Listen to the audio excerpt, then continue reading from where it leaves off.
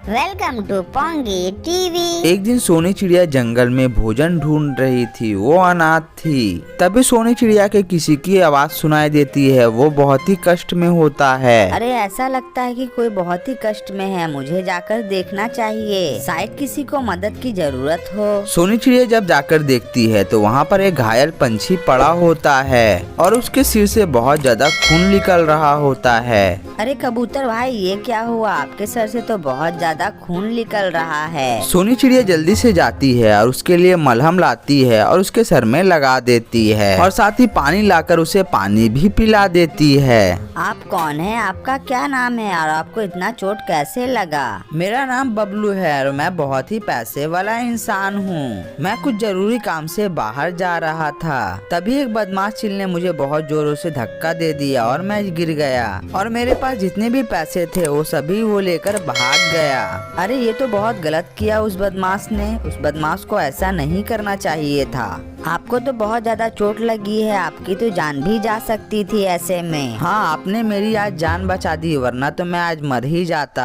आपका बहुत बहुत धन्यवाद। अरे इसमें धन्यवाद बोलने की कोई बात नहीं है। हम लोगों को तो एक दूसरे की मदद करनी चाहिए। वैसे तो आपकी उम्र ज्यादा नहीं है, लेकिन आपकी समझदारी बहुत ही ज्यादा अच्छी है। आप रहती कहाँ हो और आपकी मम्मी पापा कहाँ हैं? मेरा कोई नहीं है इस दुनिया में, मैं अनाथ हूँ। मेरा कोई घर भी नहीं है, ना ही मेरे माँ बाप है। मैं बस इधर उधर रहकर अपनी जिंदगी गुजार लेती हूँ। तुमने मेरी जान बचाई है, इसके बदले में मैं तुम्हें पैसे दे सकता हूँ। तुम मेरे साथ मेरे घर चलो। अभी तो मेरे पास पैसे नहीं है। मैं घर जाकर तुम जितने पैसे मांगोगी मैं उतने पैसे तुम्हें दे दूंगा। नहीं नहीं, मुझे पैसों की कोई जरूरत नहीं है, बस अपना अच्छे से ख्याल रखिए। मुझे तो अभी बहुत चोट लगी है, क्या मेरे घर तक आप मुझे पहुंचा सकती हो? उसके बाद सोनी चिड़िया कबूतर को सहारा देकर उसके घर तक पहुंचा देती है। मुझे पता है कि आप मुझसे पैसे नहीं लोगी, इसीलिए मैंने तुम्हारे लिए कुछ और लाया है। ये लो जमीन के कागज, मैंने तुम्हारे लिए जंगल में मूली की खेत खरीद दिए हैं। आज से वो खेत तुम्हारा हुआ।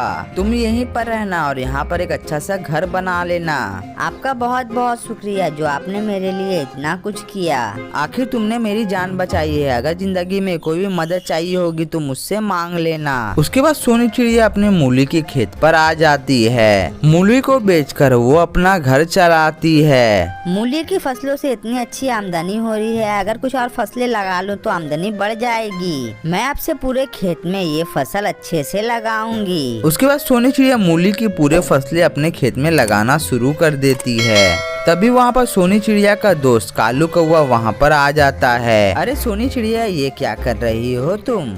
मैं मूली की खेती कर रही हूँ। अरे सोनी, तुम पागल हो गई हो क्या? अकेले इतनी सारी खेती तुम कैसे कर लोगी? और वैसे भी तुम्हें तो खेत फ्री में मिल ही गया है। तुम्हारी जिंदगी तो ऐसे ही कट जाएगी। क्यों फालतू में इतनी मेहनत तुम कर रही हो? तुम आराम से खाओ पियो और ऐश करो। देखो कालू कौवे, मुझे मेरा काम करने दो, तुम यहाँ से चले जाओ। मैं मेहनत से नहीं घबराती हूँ, मैं तो अपनी मूली की खेती करके ही रहूंगी और मैं अपना बड़ा सा बागान बनाकर ही रहूंगी। तुम देख लेना, मुझे एक दिन सफलता जरूर मिलेगी।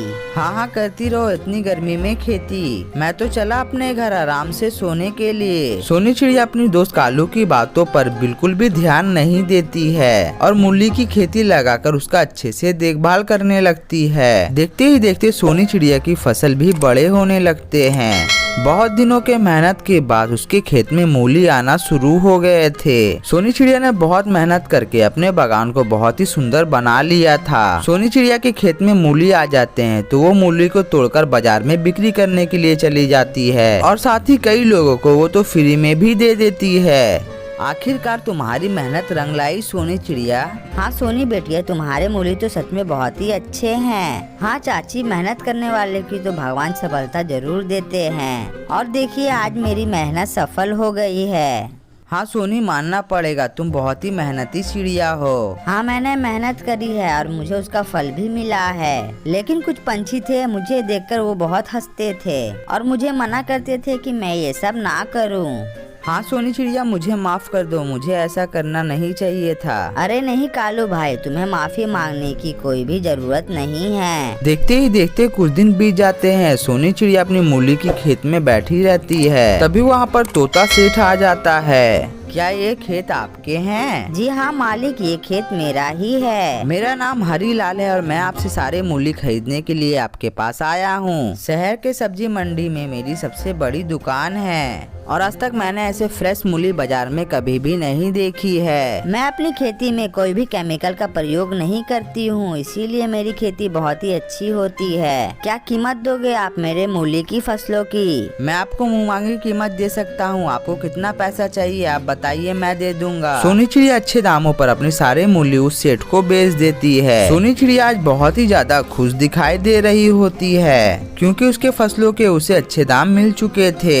देखते ही देखते सोनी चिड़िया अपने बिजनेस को बहुत ज्यादा बड़ा कर लेती है और पूरे जंगल में सबसे ज्यादा पैसे वाली भी बन जाती है। अब सोनी चिड़िया के पास बड़ा घर था, बड़ा खेत था और पैसे की कमी भी नहीं थी। फिर एक दिन सोनी चिड़िया उस कबूतर के घर में जाती है। कबूतर को ये पता लग गया था कि सोनी चिड़िया के पास अब बहुत ज्यादा पैसा आ गया है। कबूतर जी आपका बहुत बहुत शुक्रिया। आज मैं जो कुछ भी हूँ आपकी वजह से ही हूँ। मेरे पास घर नहीं था, रहने के लिए जगह नहीं था, वो सब आपने दिया और आपके दिए हुए खेत की वजह से ही मेरे पास आज इतने सारे पैसे आए हैं। अरे नहीं नहीं सोनी, ये तो तुम्हारी मेहनत का कमाल है। ये सब तुम्हारी मेहनत की वजह से हुआ है। उसके बाद सोनी चिड़िया लुल्लू नाम के एक पंछी के साथ शादी कर लेती है और खुशी खुशी अपना जीवन जीने लगती है।